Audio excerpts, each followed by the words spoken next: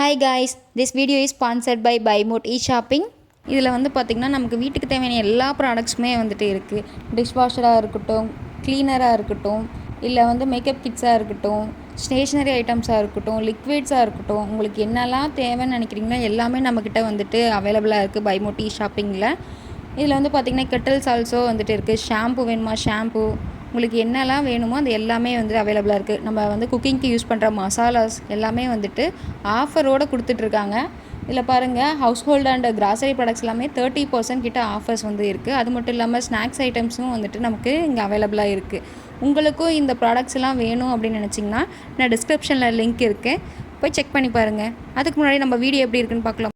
ரொம்ப சூப்பராக டேஸ்டியான ஒரு ஃபிஷ் குழம்பு பார்க்கலாமா? எந்த ஃபிஷ் எடுத்தாலும் இந்த மாதிரி செஞ்சிங்கன்னா சூப்பராக இருக்கும்.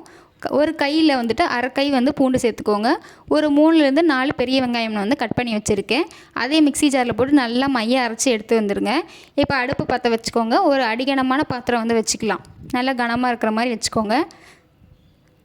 காயிட்டும் காஞ்ச பிறகு வந்து எண்ணெய் வந்து சேர்த்துக்கலாம். எண்ணெய் வந்து தாராளமாகவே ஊற்றிக்கலாம். ஏன்னா நம்ம ஃபிஷ் குழம்பு பண்ணுறதுனால கொஞ்சம் எண்ணெய் அதிகமாகவே தேவைப்படும். பாருங்கள், நான் வீடியோவில் காமிச்சிருக்க அளவு ஊற்றிக்கோங்க.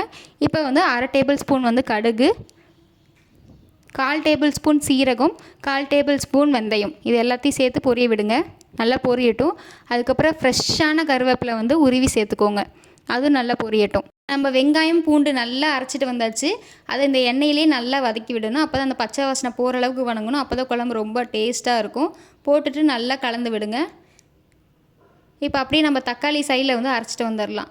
நான் ஒரு 3லேருந்து 4 தக்காளி வந்து கட் பண்ணி வச்சுருக்கேன். அதை நல்லா அரைச்சிட்டு வந்துடுங்க. எதனால் இவ்வளோ தக்காளி போடுறோம் அப்படின்னா, புளி அதிகமாக நம்ம சேர்க்க போகிறதில்ல, தக்காளி தான் வந்து அதிகமாக சேர்க்க போகிறோம். அது கொஞ்சம் டிஃப்ரெண்ட்டாக இருக்கும் டேஸ்ட்டு. ட்ரை பண்ணி பாருங்கள்.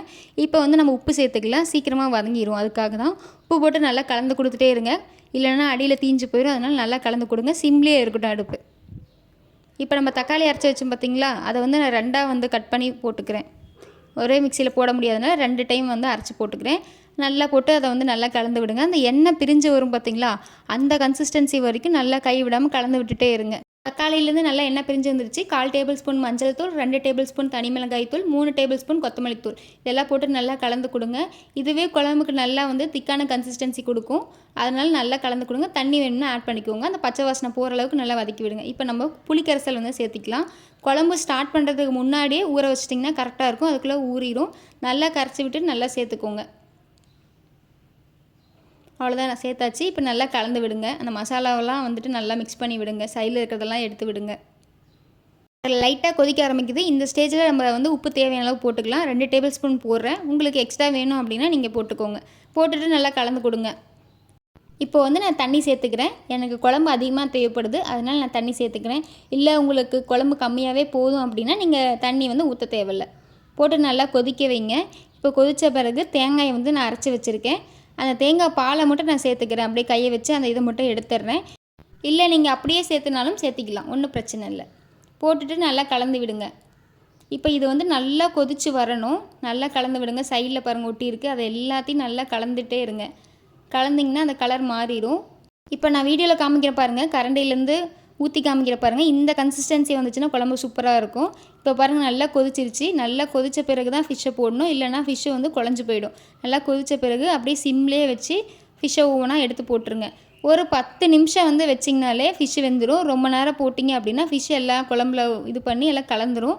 அதனால் அப்படியே போட்டு சிம்லேயே வச்சுருங்க. ஒரு 10 மினிட்ஸ் கழித்து எடுத்திங்கன்னா சூப்பராக ரெடி ஆயிரும். ஒரு மூடி போட்டு மூடி வச்சுருங்க. அவ்வளோதான், ரொம்ப சூப்பராக ரெடி ஆகிடுச்சு. பாருங்கள், காமிக்கிறேன். ஃபிஷ் எல்லாமே சூப்பராக வந்துருச்சு. கொஞ்சம் நேரத்துக்கு அப்புறம் குழம்பு இப்படி ஆகிடும். ரொம்ப டேஸ்ட்டாக இருக்கும். ட்ரை பண்ணி பார்த்துட்டு எப்படி இருக்குன்னு சொல்லுங்கள். தேங்க்யூ. வெயிட் லாஸ் பண்ணணும், வெயிட் கெயின் பண்ணணும், பிசிஓடி இருக்குது, பிசிஓஎஸ் இருக்குது, அனிமிக் கண்டிஷனாக இருக்கீங்க, இல்லை கார்டியோவாஸ்குலர் டிசீஸ் இருக்குது அப்படின்னா அவங்க எல்லாத்துக்குமே நாங்கள் கன்சல்டேஷன் வித் டயட் பிளான்ஸ் கொடுத்துட்ருக்கோம். வேணும்னா கீழே ஸ்க்ரீனில் தெரியிற நம்பருக்கு காண்டாக்ட் பண்ணுங்கள். ஆஃப்டர் கன்சல்டேஷன் 1 வீக்குக்கான ஃப்ரீ மெனு பிளான்ஸ் கொடுத்துட்ருக்கோம். வேணும்னா யூஸ் பண்ணிக்கோங்க. தேங்க்யூ.